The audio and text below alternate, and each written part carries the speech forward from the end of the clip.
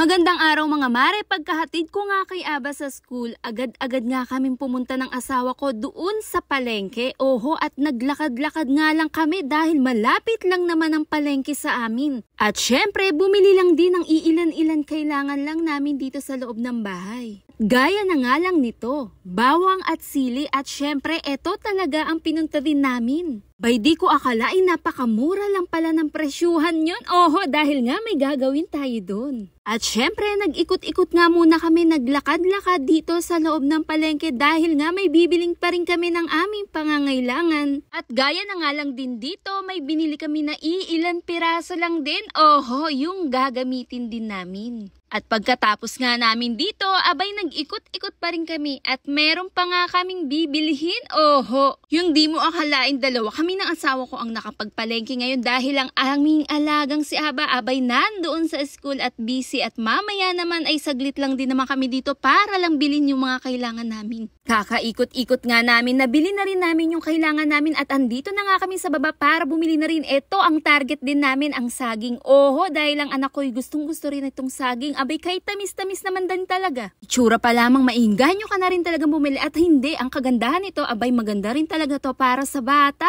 Oho, aba napakadami rin vitamins nito at yung itsura pa lamang niya ay nako, sariwang-sariwa pa. Oops, teka lang mga mare, huwag lang din sobra ang bata sa saging. Yun tama lang, yung kailangan lang nila. At syempre bumili rin pala ako ng sariwang pipino. Oho, yung nakita nyo kanina dun sa mga gulayan. At heto na nga kami, palabas, naglalakad-lakad na nga dito, palabas dito sa loob ng palengke. At syempre hinahabol din namin ang oras. Oho, dahil nga may estudyante rin kami at syempre inagad-agad lang din namin yung kailangan namin bilhin. At syempre naglakad-lakad lang din para na rin kapag pawisan sa ganitong umaga. Aba maaga pa lang din talaga yung mga mare. At nandito na nga kami sa labas, patuloy pa rin sa paglalakad. Abay kay lapit-lapit lang din talaga ng palengke. Yun ang kagandahan din mga mare, malapit sa palengke, lahat ng kailangan mo mabibili mo rin. Yung tipong walking distance lang, aba kay lapit-lapit lang namin 15 to 10 minutes, aba nandito ka na sa palengke at malapit lang din talaga ang bahay namin doon sa school ni Aba. Yung tipong kalakad-lakad ko nga dito, akala mo inahabol na nga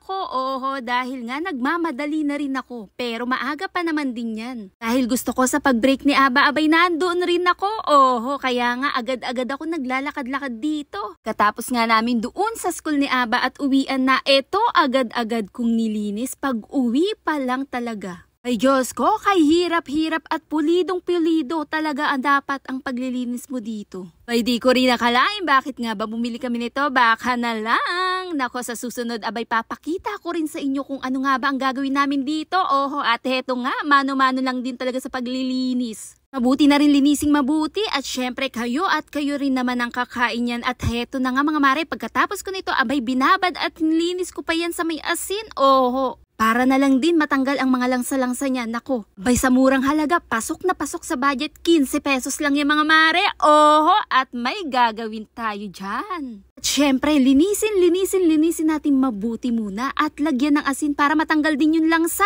at halu-haluin mabuti, hugasan mabuti. Katapos nga nito, binanlawan ko na rin agad-agad at syempre ilalagay ko muna yan sa rep at hindi ko pa naman yan lulutuin ngayon. Oho. At syempre mga mare, hintay-hintay lang kayo sa aking pagluluto kung ano nga ba ang gagawin ko dito. Oho, sa bituka ng manok, abay nako, pulidong paglilinis at dahan-dahan lang. Oho, para hindi rin siya magputol-putol. Oho, dahil may gusto nga tayong gawin dito at heto na siya. Salamat po!